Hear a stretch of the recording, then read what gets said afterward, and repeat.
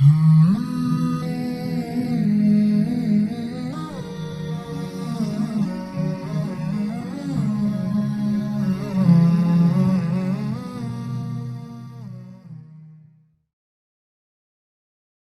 الله الرحمن الرحيم.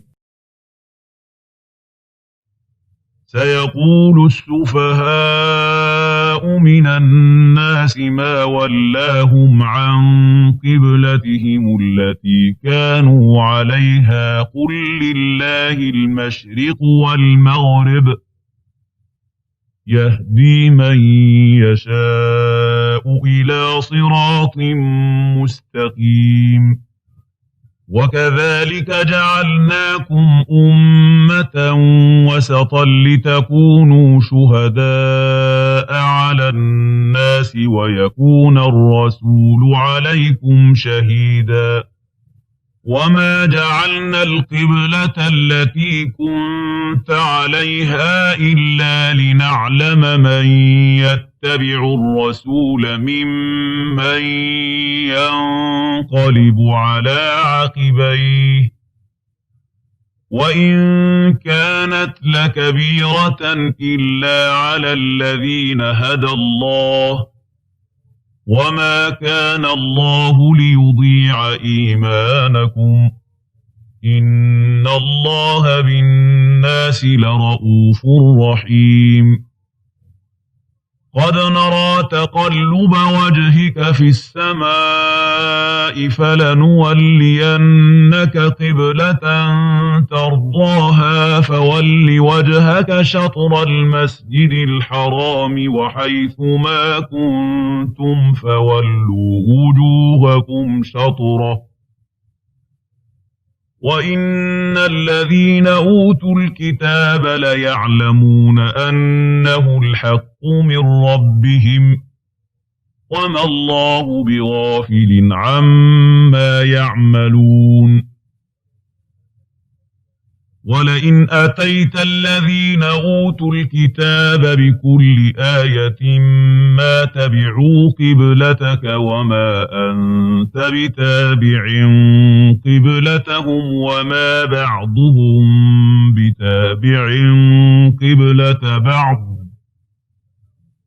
ولئن اتبعت أهواءهم من بعد ما جاءك من العلم إنك إذا لمن الظالمين. الذين آتيناهم الكتاب يعرفونه كما يعرفون أبناءهم وإن فريقا منهم ليكتمون الحق وهم يعلمون.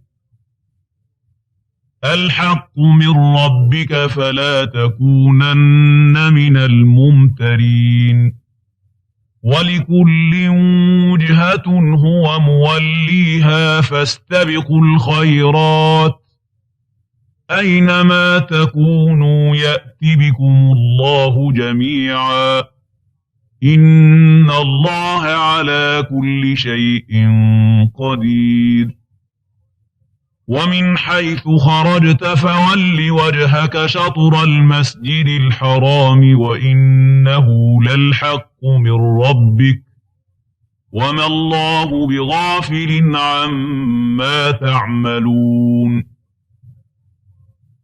ومن حيث خرجت فول وجهك شطر المسجد الحرام وحيث ما كنتم فولوا وجوهكم شطره لئلا يكون للناس عليكم حجة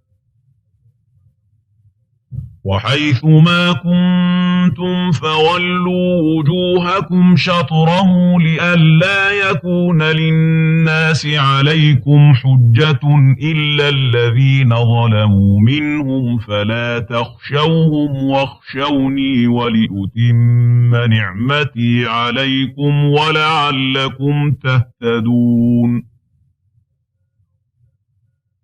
كما أرسلنا فيكم رسولا منكم يتلو عليكم آياتنا ويزكيكم ويعلمكم الكتاب والحكمة ويعلمكم ما لم تكونوا تعلمون فاذكروني أذكركم واشكروا لي ولا تكفرون يا أيها الذين آمنوا استعينوا بالصبر والصلاة إن الله مع الصابرين ولا تقولوا لمن يقتل في سبيل الله أموات بل أحياء ولكن لا تشعرون ولنبلونكم بشيء من الخوف والجوع ونقص من الأموال والأنفس والثمرات وبشر الصابرين الذين إذا أصابتهم مصيبة قالوا إنا لله وإنا إليه راجعون أولئك عليهم صلوات من ربهم ورحمة وأولئك هم المهتدون